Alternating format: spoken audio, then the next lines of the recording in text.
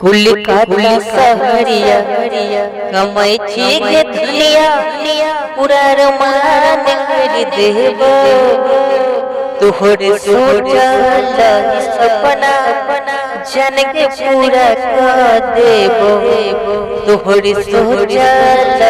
सपना जन पूरा कर देब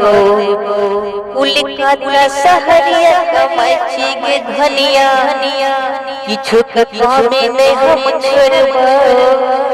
कुलिकाता सहरिया कमाई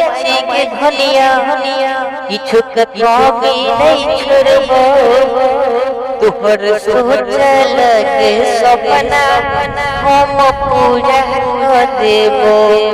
हमरा माई के तू तोहिया मन गे सोचल सपना और मन तोहर करब हम गे टैक्सी चलैबै ओला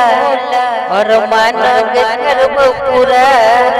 होइला धनिया गे हमर कनिया गे तू परेशान होई आगे